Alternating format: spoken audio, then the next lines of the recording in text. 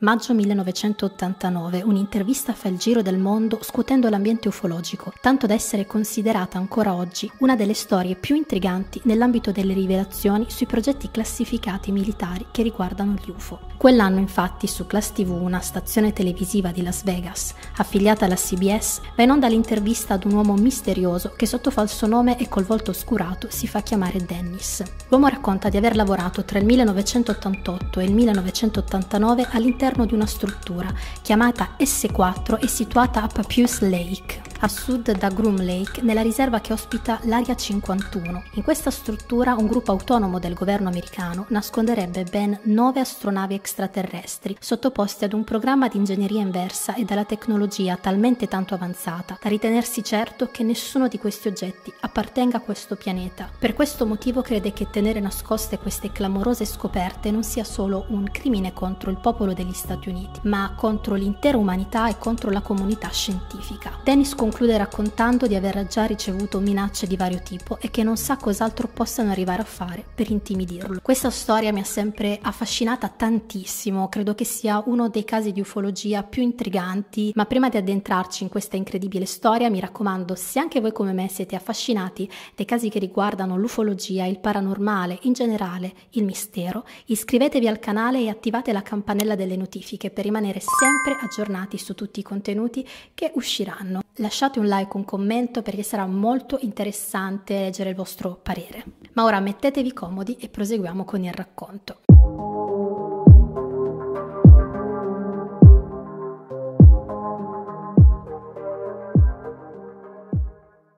Dopo circa 7 mesi da quelle dichiarazioni, il giornalista investigativo George Knapp, che all'epoca lavorava per Class TV e che era conosciuto per aver seguito diversi casi di ufologia, riesce ad intervistare nuovamente l'uomo misterioso, ma a volto scoperto. La sua identità infatti viene rivelata. Il suo vero nome non è Dennis, ma Robert Scott Lazar, conosciuto da tutti semplicemente come Bob Lazar. Bob infatti crede che denunciando al mondo intero la sua esperienza, rendendola popolare, gli darà quella protezione necessaria a salvaguardarlo da future minacce. E tutte le informazioni che vi darò in questo video sono il riassunto di questa intervista e di tutte le altre dichiarazioni che nel corso degli anni ha rilasciato.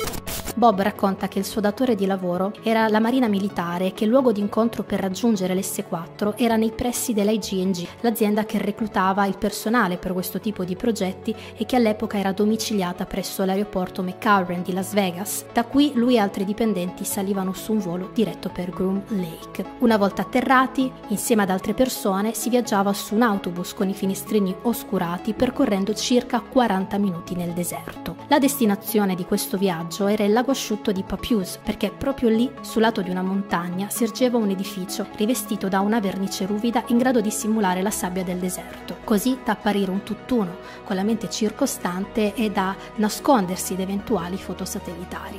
Per poter entrare e uscire da questa struttura era necessario identificarsi attraverso un oggetto che Bob chiamava lettore scanner per mani, in grado di misurare la lunghezza delle ossa delle dita della mano perché uniche in ogni individuo adulto.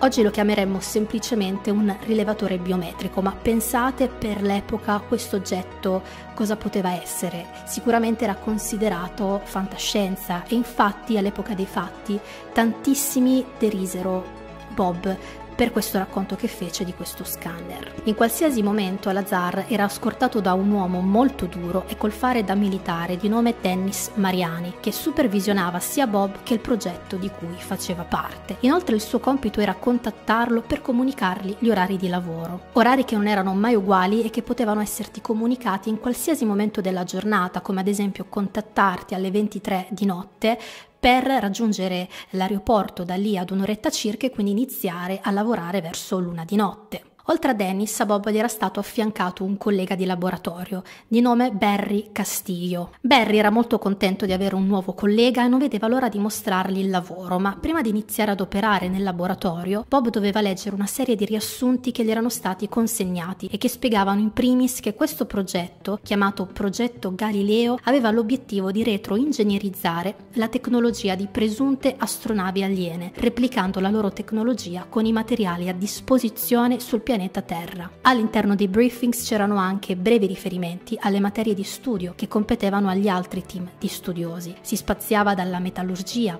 alla navigazione fino alla biologia. Pensate che in un paragrafo si accennava persino al ritrovamento di uno di questi velivoli avvenuto attraverso uno scavo archeologico. A Bob e Barry era stato affidato il sistema di alimentazione e di propulsione di una di queste navicelle e diversamente dai mini riassunti sulle altre materie, il briefing che concerneva il suo lavoro era molto accurato e dettagliato. Riportava anche che il suo velivolo proveniva da un terzo pianeta del sistema stellare di Zeta Reticuli, un sistema di stelle binario visibile solo sull'emisfero australe e distante una trentina di anni luce dalla Terra. Bob precisa che non era assolutamente spiegato come queste persone fossero venute a conoscenza di tutte queste incredibili informazioni. Tutti i contenuti presenti all'interno di questi fascicoli gli erano sembrati talmente tanto assurdi da pensare che in realtà si trattasse di una sorta di test. Perché non è raro che all'interno dei programmi ad alta segretezza inseriscano apposta delle sciocchezze sia per confondere che per generare intenzionalmente disinformazione, nel caso in cui qualcuno decida di raccontare quello che sa e quello che ha letto. In questo modo loro capirebbero subito da dove e da chi è trapelata quell'esatta informazione. La faccenda era cambiata però quando con gran stupore si era reso conto che tutto quello contenuto nei briefings si era dimostrato vero sul campo e quando finalmente aveva avuto l'occasione di entrare in laboratorio e vedere per la prima volta questi oggetti, si era accorto che il loro funzionamento, a partire da una semplice accensione o da uno spegnimento, era talmente tanto bizzarro da sembrare magico. Tutto funzionava senza un'apparente interconnessione logica tra le componenti, ma era essenziale più che altro il posizionamento di ogni singola componente. La navicella era di un colore unico e non c'erano angoli da nessuna parte, sembrava come se l'avessero fusa tutte insieme in un unico blocco a parte per un portello d'ingresso. Inoltre, grazie probabilmente al materiale di cui era composta, era persino capace di rendersi trasparente. Al suo interno non c'erano pannelli di controllo, non c'erano bagni, non c'era una qualche forma d'arte. Inoltre, la navicella risultava sempre fredda al tatto e mai in nessun caso emetteva calore. L'unica cosa presente erano 3 sedute in cabina di pilotaggio con davanti 3 rettangoli ma senza pulsanti, senza luci, un po' come i giochi delle Barbie, diciamo. Inoltre le ridotte dimensioni dell'abitacolo erano per lo più adatte a dei bambini, non a delle persone adulte. Per questo motivo all'interno dell'S4 il soprannome che avevano dato a questi presunti alieni era proprio The Kids, che tradotto dall'inglese significa appunto i bambini. Tutto questo scenario avvalorava l'ipotesi che queste navicelle non fossero né destinate agli umani e che non fossero neanche state costruite dagli umani. E questo perché? Perché non aveva senso costruire degli oggetti e adattarli appunto a dei bambini. Ma il mistero si infittisce quando un bel giorno Bob, mentre camminava lungo i corridoi della struttura, aveva visto degli uomini col camice bianco da laboratorio che parlavano a qualcosa o a qualcuno di molto piccolo e con le lunghe braccia. Successivamente ha poi dichiarato di non aver mai visto degli esseri viventi all'interno della struttura e che probabilmente quel giorno quella cosa, con le lunghe braccia non fosse altro se non una bambola utile a prendere le misure proprio per simulare la grandezza di questi presunti esseri extraterrestri. Un altro episodio molto particolare era avvenuto quando un giorno aveva potuto scorgere fino all'ultimo hangar della struttura, potendo osservare gli altri velivoli, accorgendosi che avevano tutti forme molto diverse tra di loro e che non ce n'erano 2 uguali. Ma come facevano questi alieni a generare quantità di energia così tanto massicce da riuscire a generare e influenzare la gravità? Ebbene, il segreto era l'elemento 115. Nel 1989 nessun laboratorio lo aveva ancora sintetizzato, eppure Bob raccontava di aver lavorato con questo transuranico e che per produrre l'antimateria necessaria a influenzare la gravità e a produrla utilizzavano un isotopo stabile del 115. Il suo nome in codice era LA1000 e la sua tecnica di fabbricazione era molto specifica. Si trattava di un materiale inusuale che andava necessariamente portato in un laboratorio nazionale, come quello di Los Alamos, sotto falso nome e con un falso scopo. Così l'elemento 115 diventava LA1000, un materiale segreto spacciato per una nuova lega per le armature militari. Esteticamente aveva la forma di un triangolo sottile e tridimensionale, dagli spigoli arrotondati e con un colore simile al rame. Doveva essere estratto da un grosso pezzo di materiale e doveva avere la forma di un cilindro che a sua volta veniva lavorato fino a diventare un cono. Una volta ottenuto questo cono lo si poteva affettare in triangoli molto più sottili.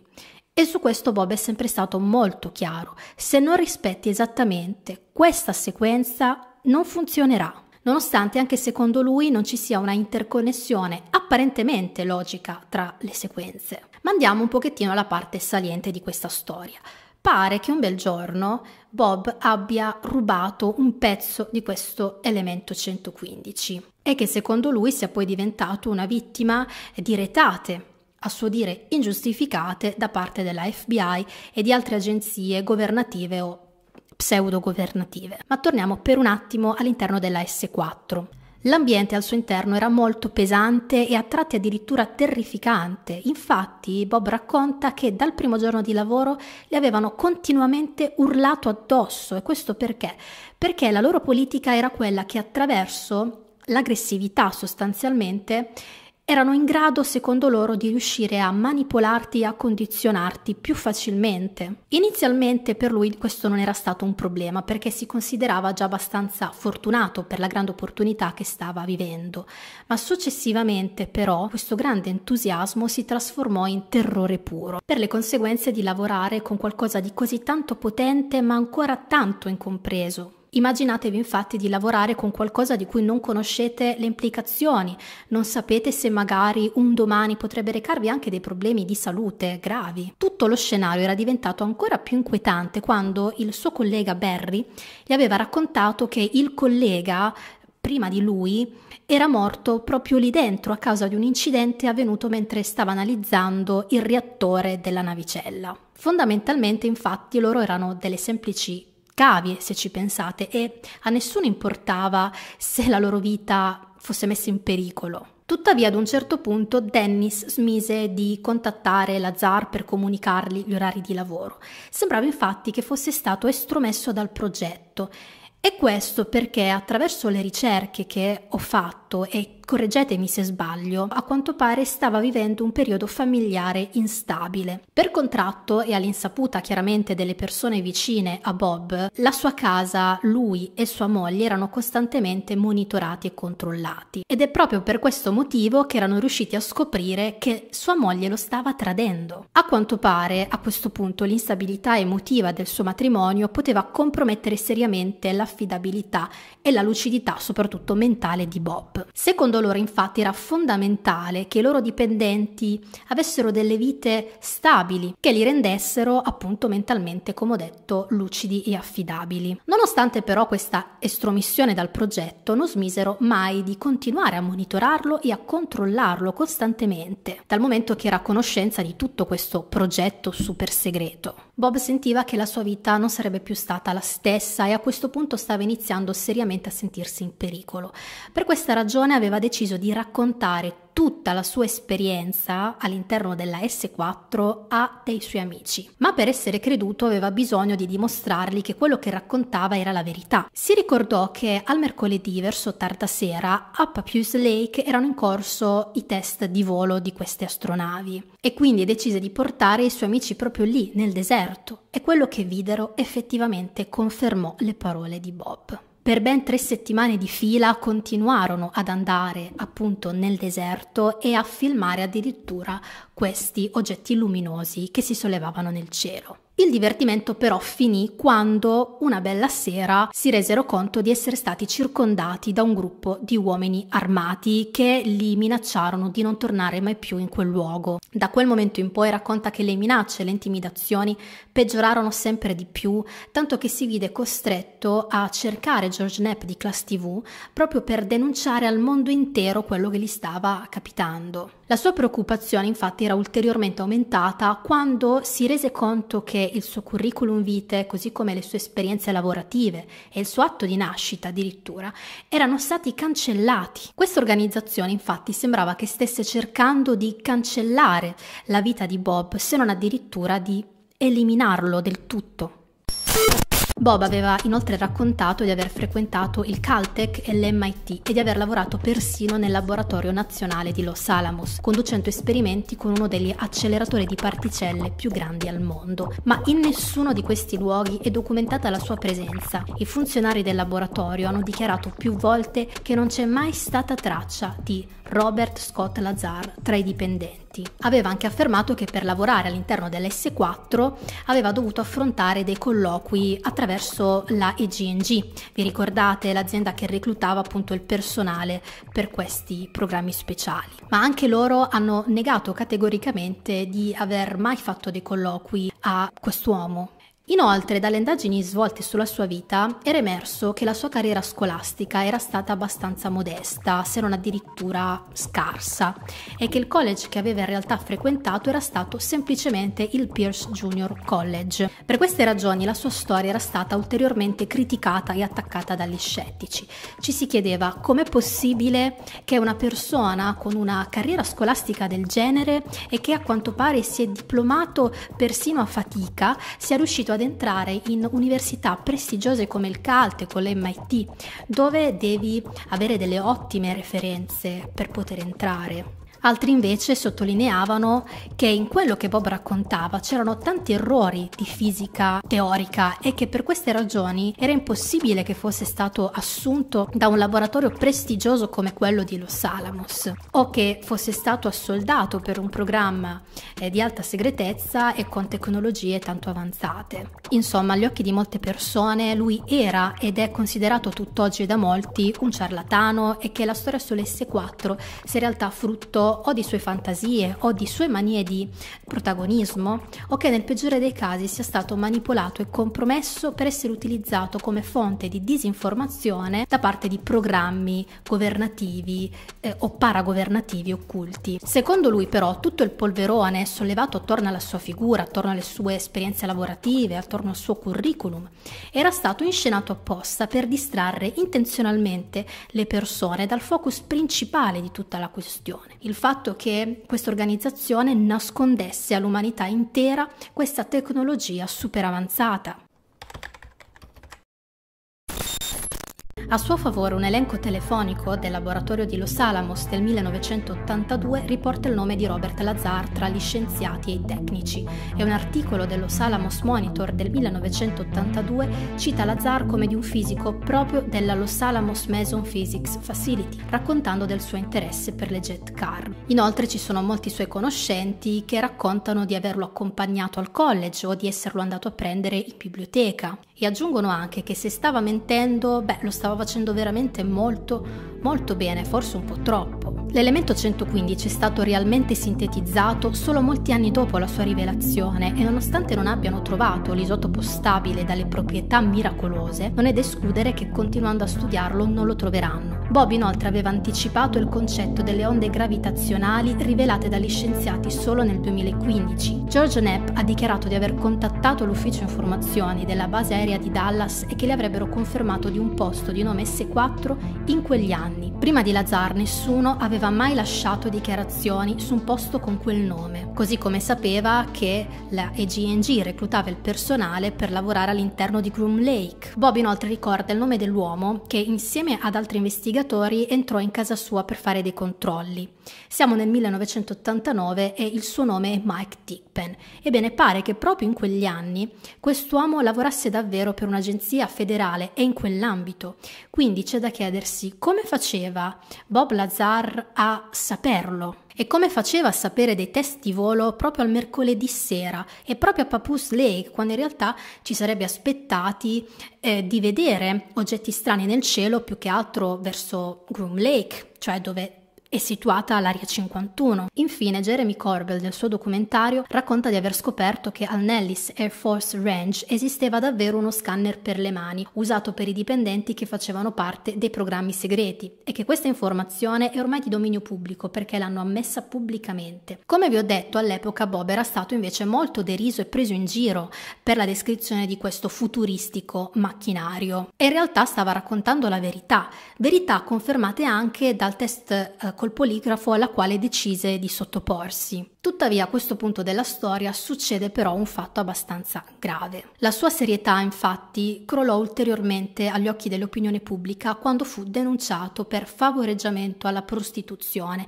perché pare che stesse aiutando a mettere su un bordello. Gli diedero la libertà vigilata e 150 ore da scontare in lavori socialmente utili, più l'obbligo di partecipare a delle sedute dallo psicologo. Durante il procedimento giudiziario, ovviamente, Bob dovette indicare le sue generalità su chi fosse, quali erano i suoi studi e il suo mestiere. Indagarono su di lui, ma il problema si ripresentò ancora, proprio perché non c'era la documentazione che attestasse che aveva studiato all'MIT, al Caltech o comunque tutta la sua esperienza curriculare. Inoltre a questo punto, davanti agli occhi del giudice, era come se lui stesse dichiarando il falso e questo poteva aggravare ulteriormente la sua posizione.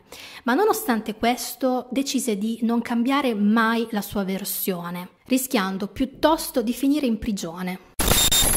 Ma chi era Robert Scott Lazar prima di approdare in S4? Robert Scott Lazar è nato il 26 gennaio del 1959 a Coral Gables, in Florida. A differenza dei suoi coetanei che passano il loro tempo sui fumetti dei supereroi, il giovanissimo Bob lo passa acquistando riviste scientifiche che gli spieghino come realizzare da casa piccole invenzioni scientifiche col fai da te. Tra le costruzioni homemade riesce infatti a costruire da solo la bobina di Tesla utilizzando la bobina di accensione del motore di una vecchia automobile ammaccata. Tra i suoi hobby c'è anche la missilistica, costruisce un suo modellino di missile e di conseguenza si appassiona anche agli esplosivi, partecipando persino a degli spettacoli pirotecnici. A scuola, come vi ho detto, non era uno studente modello, ad eccezione delle materie scientifiche, più in particolare della chimica. Non gli piaceva la teoria fine a se stessa, preferiva la pratica e soprattutto preferiva sporcarsi lui stesso le mani. Quando con la sua famiglia si trasferisce in California, decide di iscriversi al Pierce Junior College, ma da studente part-time, perché nel frattempo trova lavoro come tecnico riparatore alla Fairchild Elettronica, un'azienda che si occupava di produrre le bubble memory. Al suo interno Bob riesce a fare gavetta, passando da essere un semplice tecnico riparatore a ingegnere designato alla progettazione di circuiti e schede logiche. E sarebbe proprio in questo lasso di tempo che per volere della Fairchild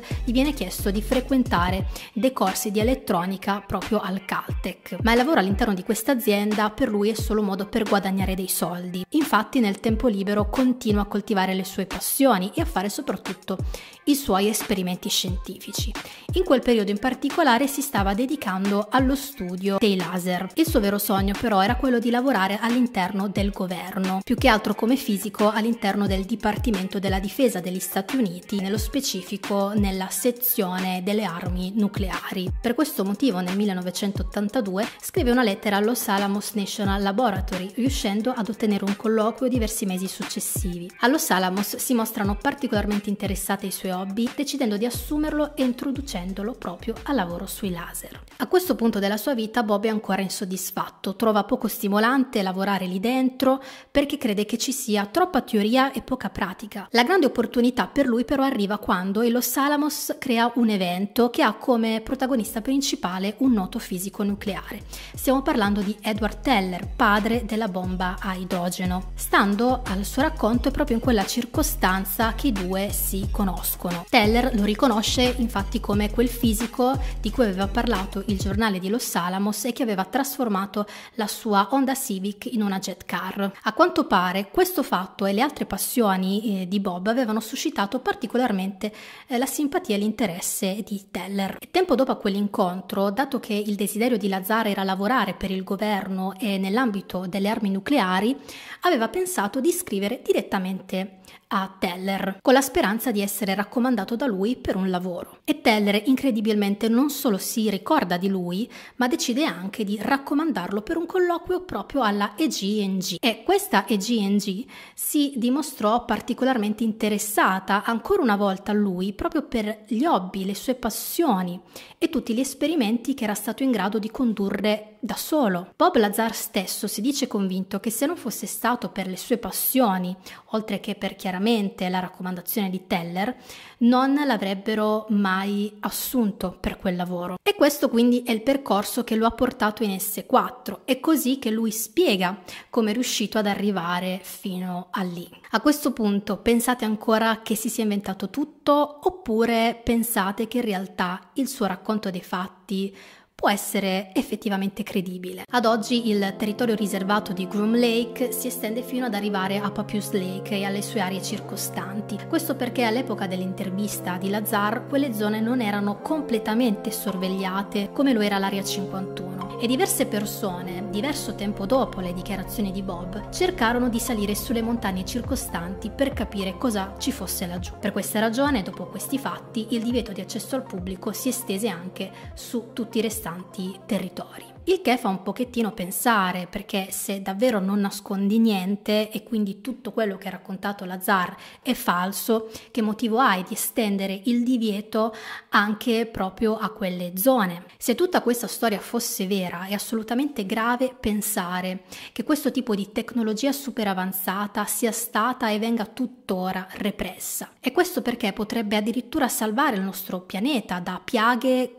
come l'inquinamento, ad esempio. Il solo fatto che questi mezzi riescano a spostarsi senza l'utilizzo di carburanti potrebbe essere davvero una grossa ancora di salvezza, e chissà quanti altri problemi potrebbero essere risolti.